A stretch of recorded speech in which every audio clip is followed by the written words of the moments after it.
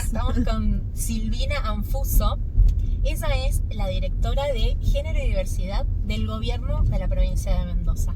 Buen día, Silvina. Buen día. ¿Cómo estás? Muy bien, muy contenta. Acá, que me estás trasladando. Ay, sí. Como siempre digo, es un placer poder hacerlo, ya que nuestros entrevistados nos dan su tiempo, que es muy valioso. Silvina, contame un poco cómo es que llegás al rol, a este lugar en el que estás desempeñándote hoy. ¿Qué es lo que te llevó?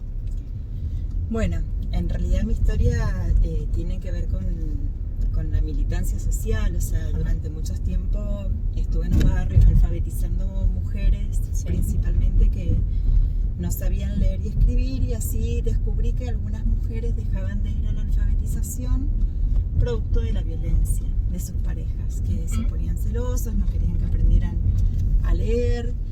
Bueno, y dentro de la organización en la que estaba en ese momento, que pertenezco aún, que es Libres del Sur, sí, fuimos introduciendo las temáticas de género, y luego construimos un movimiento de mujeres que se llamó Juana Zurduy, sí, y empezamos a militar por los derechos de las mujeres y bueno, a tratar de aportar en hacer visible esto de lo que nos pasa a las mujeres. Claro. Al principio lo vi en otras, ¿no? En las mujeres que se estaban alfabetizando, pero después empecé a darme cuenta que el machismo nos atraviesa a todas, de alguna forma. Y me empecé a meter en el tema. De a poquito llevamos una propuesta a Godoy Cruz, porque bueno, yo vivo en Godoy Cruz desde que nací. Ajá. Y en su momento, bueno, estaba como intendente Alfredo Cornejo, y tomó la propuesta de hacer cabildos abiertos de mujeres para poder llevar propuestas con perspectiva de género, y luego me designó en el área de género de la municipalidad. Sí. Y abrimos el área de la mujer, empecé a atender mujeres víctimas de violencia durante 8 años. Ah, lo tuyo es vivencial. Sí, sí, hace mucho tiempo, más de 12 años ya, como 16. Y bueno, y así fui aprendiendo cada vez más sobre la propia experiencia. Bueno, sí, soy socióloga, es decir, que lo social siempre me movilizó mucho. Sí. Y cuando Cornejo llegó al gobierno, ya teníamos una experiencia de 8 años, claro, y bueno, me designó a la misma tarea, pero un desafío interesante porque era todas esas falencias que yo veía que faltaban, las tuve que implementar, ¿no? Claro. Porque estando en el municipio vos ves mucha realidad. Sí. Pero decía, bueno, faltan refugios, faltan líneas de subsidios específicas. Y bueno, y así fue que cuando llegué al gobierno empecé a trabajar en eso, ¿no? Claro. Hoy tenemos 11 refugios para mujeres en situación de violencia, creamos una línea de subsidios específicos, sí, armamos un grupo de abogados y de abogadas que están patrocinando las causas de violencia de género, abrimos un espacio de abordaje al varón que ejerce violencia también. Bueno, fuimos creando políticas públicas. Ah, muy bien, súper interesante. Sí, la verdad que sí. Que se puede abordar desde los dos lugares, digamos, ¿no? Porque por ahí muchas veces a lo mejor se toma a la mujer, pero no se toma el causante, digamos, del...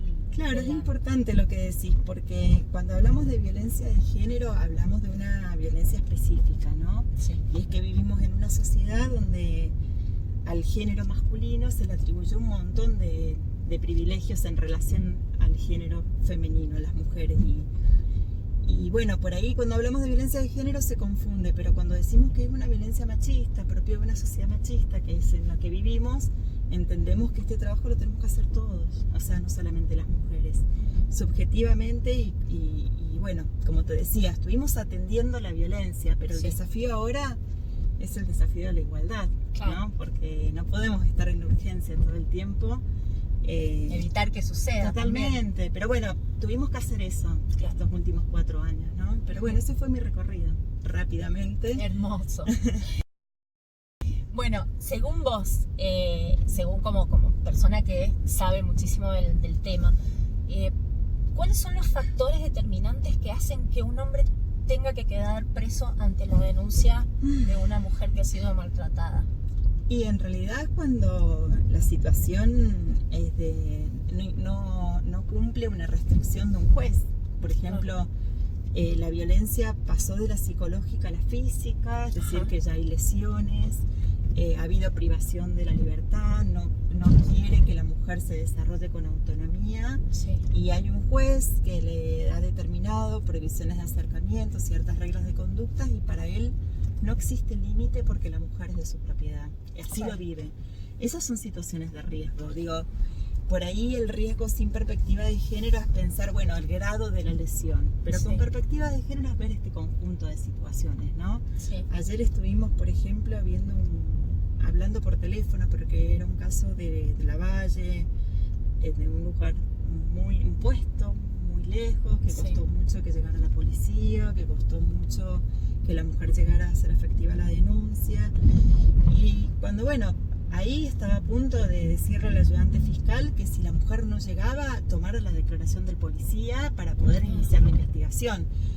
Porque a veces hay ciertos protocolos que te dicen, bueno, hay que esperar a que la mujer llegue y realice la denuncia. Pero a veces tenemos indicadores de riesgo que ya nos están indicando la posibilidad de empezar a investigar. Una persona que la agredió físicamente, que le dejó lesiones, que posiblemente porta armas. Además, la mujer se encuentra vulnerable porque en la zona donde vive no hay prácticamente señal ni puedes tomar otras medidas de protección. Bueno, eso es también ciertas maneras de abordar la problemática de forma integral, es decir, la justicia con el Ejecutivo pensando en refugios, pensando en medidas hacia el agresor con reglas de conductas, y así estamos trabajando, ¿no? Sí. Porque la problemática Es como el todo día a día, digamos, como todo que el todo el tiempo, son tiempo, las 24 horas. claro, independientemente de eso, que como que me refiero a que todo el día o todos los días hay algo nuevo para tomar en cuenta, Siempre. para ir modificando. Siempre. Hoy lo conversaba, ¿no? Los desafíos es, bueno, la implementación de la ley Micaela, que es esto de estudiar, que es la perspectiva de género, que es entender en el mundo en el que vivimos y cómo podemos cambiar esta violencia. Pero bueno, también esto a mí me queda pendiente, digo, lo tomo como personal, pero es el Estado en realidad. Sí. ¿Cómo llegamos a esas poblaciones tan alejadas? Me parece que la ley está pensada para la población urbana, ¿no? Una previsión de acercamiento, una denuncia policial, que el policía real de alguna manera llegue rápido, Sí. pero no está pensada para la población rural, Claro. ni siquiera las medidas de protección. Entonces siempre tenemos desafíos para tratar de bajar los índices de femicidio en primer lugar, que es lo que más nos duele, Sí. lo que más nos entristece. ¿Cuáles son los números que se están manejando en la actualidad?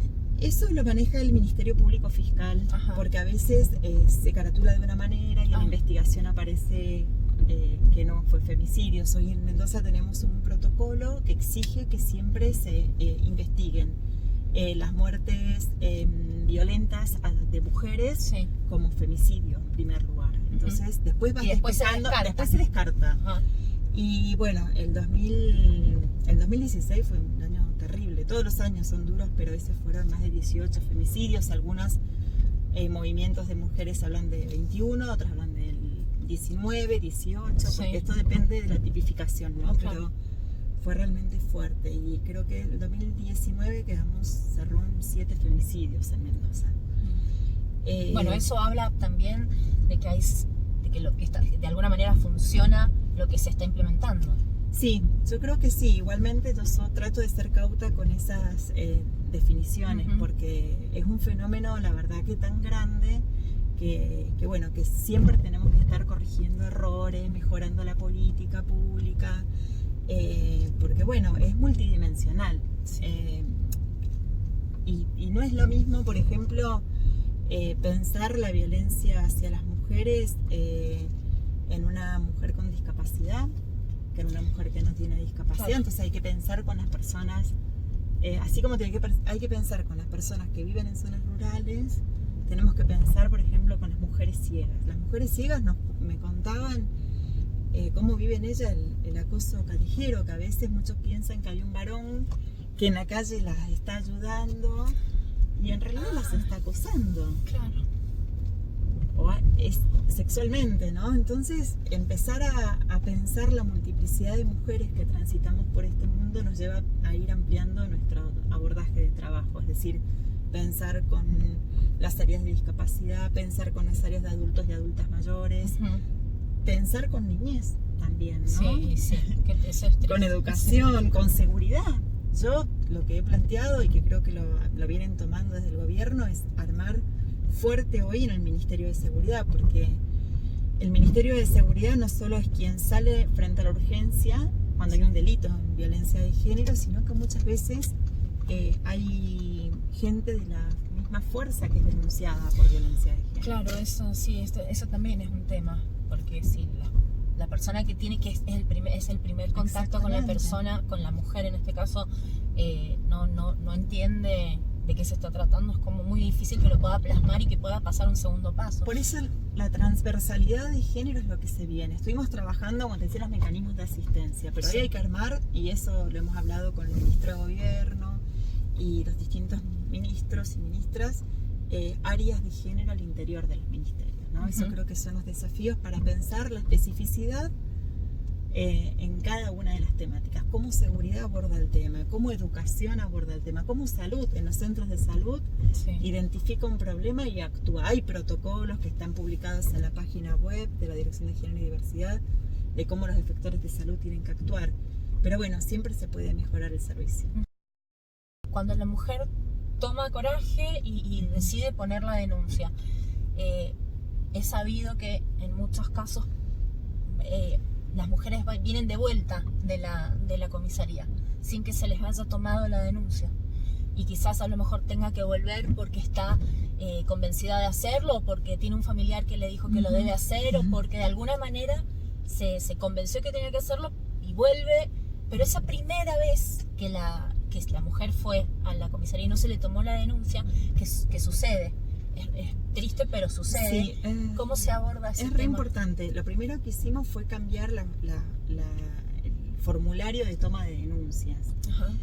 Muchas veces el accionar policial, en realidad hoy son las fiscalías las que toman denuncias, no toman denuncia a los policías. Ah, claro, sí, la fiscalía. Esperan que la mujer vaya como con muchas precisiones, como si fuera un robo hacer la denuncia, ¿no? Me robaron en tal esquina, de tal manera. Y en el discurso de una mujer que ha sufrido violencia de género en el ámbito de la familia o del ámbito de la pareja, es muy difícil denunciar al padre de tus hijos o a la persona que querés. Entonces empiezan a acusar sentimientos y a veces la misma violencia hace que el relato sea confuso. Y en vez de pensar la historia de la víctima, lo que hacen muchas veces, que es el prejuicio que reina en la sociedad, es decir, esta mujer está mintiendo, porque no es clara, porque no es coherente, porque se desdice de lo que dice, bueno, porque es difícil de denunciar, ¿no? Claro. Entonces, tener perspectiva de género es poder entender eso, y bueno, eso es un trabajo que se va haciendo de a poco con las capacitaciones que vamos brindando todo el tiempo. Algo ha ido mejorando, pero eso no quita que bueno, hay veces que podemos dar la capacitación y entienden y escuchan distinto, pero también hay personas que están en la función pública, que son agentes varios, que no quieren incorporar la perspectiva de género. Que bueno, que siguen creyendo, quieren seguir creyendo que las mujeres somos malas, ¿no? Y que si nos pasa algo es por algo. Y ahí es más difícil, porque no es falta de herramientas o de información, es ideológico. Esa persona no quiere ver. Claro, y ¿no? Mira, eso es una pregunta.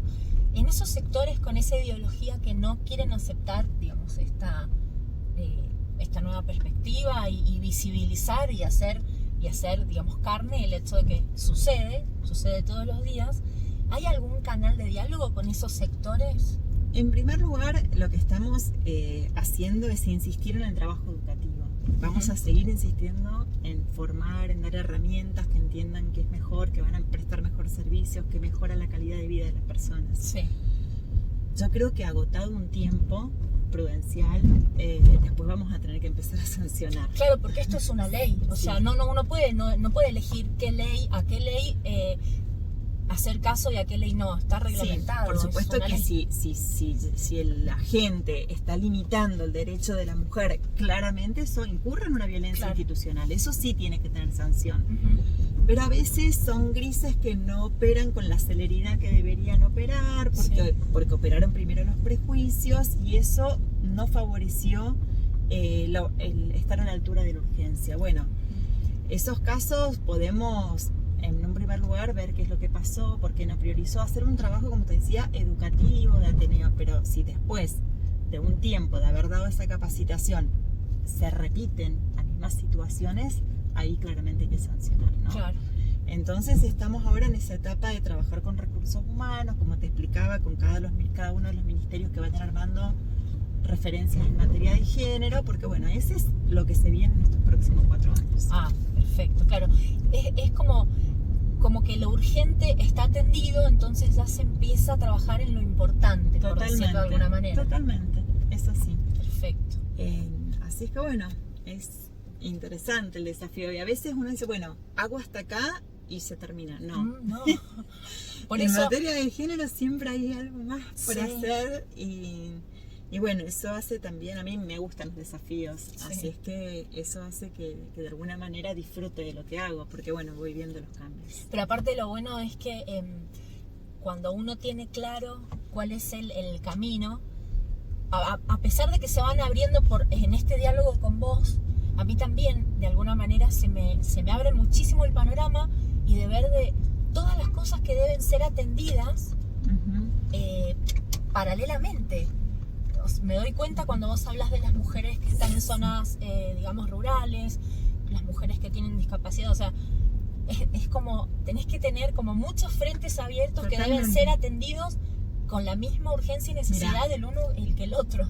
Hoy, por ejemplo, estuve reunida con el director de compras del gobierno porque las licitaciones de Sí. compras que se van a hacer va a tener una puntuación, esto es por ley, aquellas empresas o aquellos proveedores que tengan políticas de género.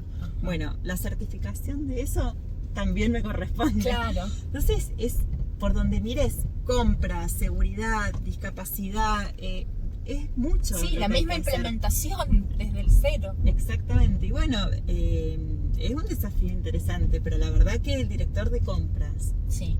venga a la oficina y diga, bueno, ¿cómo trabajamos para que los proveedores que sean seleccionados se prioricen aquellos que tengan un plan de ir trabajando internamente? Generó, bueno, eso habla de que la sociedad va avanzando, Claro, ¿no? claro. Que esté el interés, Que por está lo el menos. interés, hay una ley también, ¿no? Sí, pero el interés en implementarla, porque también Exactamente. cuántas leyes hay que Entonces, como están ahí. vos decís, es cierto, tenemos que pensar en las mujeres con discapacidad, en las mujeres rurales, en los refugios, las líneas de subsidio, el empoderamiento económico de la mujer, la transversalidad, la perspectiva de género, el impacto de género Claro, es todo en paralelo. compras, es todo. Todo paralelo. Pero bueno, vamos buscando aliados en distintos lugares que nos van permitiendo potenciar el trabajo, ¿no? Porque, Ujú. bueno, esa también es la práctica que tengo, Claro. que sé que esto no se puede hacer, no hay una sola persona que lo pueda hacer. Necesitamos ir armando redes, ir armando estrategias. Y en base a eso que me decís, ¿cómo está ese tema de las redes que ustedes pueden armar externamente al gobierno, de todos los aliados, los grupos aliados que puedan tener fuera de gobierno, que potencian Mira, la yo gestión? creo que bien porque el feminismo, cuando yo empecé a trabajar en esto, bueno, yo sí me defino Sí. como feminista. Ujú. Cuando empecé a trabajar en el tema no me definía como feminista, Mirá. eso fue un proceso mío y de otras compañeras que trabajábamos en el tema. Al principio estábamos muy solas, la verdad que nos mirábamos y éramos muy pocas en relación a la cantidad de gente hoy que está sensibilizada con Sí. el tema. Entonces, hoy nos es súper fácil encontrar aliados en los lugares para trabajar la temática. Qué bueno. Eso antes Sí. no era masivo. Creo que el quiebre más fuerte, el primer quiebre social se dio en el 2015 con el Ni Una Menos. Sí. A mí me emocionó profundamente ver esa terrible movilización, porque las movilizaciones por la temática de violencia de género en Mendoza generalmente oscilaban entre 500 personas, ¿no? Sí. Y esa vez, no sé, fue enorme ese 3 de junio del 2015. Sí. Fueron cerca de 3.000, si no me Sí, equivoco. no sé, o más. Sí. Para mí fue muy grande. Y ahí hubo un primer quiebre social. Y en el 2018 para mí hubo otro donde yo noté que ya no era un discurso de las feministas. Ya la sociedad se apropió, Ajá. que quiere cambiar, que la violencia de género no va más, que necesitamos igualdad, que realmente el trato discriminatorio no es ético ni respeta los derechos humanos. Entonces hoy es más fácil que antes. Sí. hay mucho más por hacer, también hay resistencias, pero es más fácil. Claro, es que a eso voy, que mientras uno va descubriendo un tema que lo descubre, lo trata, lo protocoliza, por decir de alguna manera, e implementa esa protocolización, surgen 5... Me imagino que debe ser así, tú te imagino así en el trabajo, todo el tiempo. Sinceramente. Todo el tiempo. Pero la verdad es que qué fuerte. Y también me ha tocado ver en lo cotidiano, porque uno no solo tiene la resistencia de los grupos que ideológicamente no comparten, sino también de las propias mujeres. Sí, tal cual. Entonces, y eso me parece que es un poco en lo que hay que trabajar fuerte, porque somos las mujeres las que criamos. Y por ahí a lo mejor no es por responsabilizar a las mujeres, sí, justamente, no, pero cual. entiendo que desde la formación desde chiquitos sería mucho más fácil poder armar una sociedad un poco más igualitaria o equitativa. Entonces estas mujeres que a lo mejor de alguna forma no comparten esta ideología, ¿vos crees que de alguna manera cómo llegarles? ¿Cómo llegás a ese grupo de mujeres que no...? Y el tema es que en algún momento el machismo, la discriminación nos atraviesa a todas las mujeres. Yo he conocido muchísimas mujeres que me rechazaban. A mí, por ejemplo, iba a un barrio y me rechazaban. Y yo las respetaba a su tiempo, Sí. pero te lo juro, que al tiempo me venían a buscar. Claro. Porque en algún momento, alguna situación, lamentablemente, Sí, es que por te ser toca. mujer, te puede atravesar, o a vos, o a tu hermana, o a tu... Lamentablemente, entonces sí se acordaban de mí. Claro. Y me iban a buscar. Mirá vos que... Pero bueno, yo creo que esto es una cuestión de tiempo, ¿no? Sí. Porque no estamos diciendo, no queremos a ver, no es que queremos imponer una idea. Como te conté al principio, ¿no? Yo empecé a ver el tema cuando alfabeticé en los barrios. Claro. O sea, no es que yo venía con una idea que quería imponer en la sociedad. Empecé a mirar algo que pasaba en la sociedad. Entonces lo empecé a nombrar y más mujeres empezaron a decir, sí, a mí también claro. me pasa. Sí, sí, yo. Y eso fue abriendo y bueno, y hoy somos muchísimas las personas que nos damos cuenta de que esto es una realidad. Bueno, estamos llegando al destino donde la señora Silvina Anfuso va a llegar. Pero bueno, primero que nada, agradecerte muchísimo el tiempo, como No, por siempre favor. agradezco, en este caso particularmente, porque es un tema que considero que debe ser tratado con mucho respeto, y para que pueda ser tratado con respeto debe ser primero conocido. Así es. Y ha sido muy, muy cálido tu manera de explicarnos cómo es y cómo sería y cómo va a ser. Así es que muchas gracias. Muchas gracias por tu a vos. tiempo. Un placer. Y muchas gracias a ustedes por estar ahí, y nos vemos en la próxima entrevista Carpool.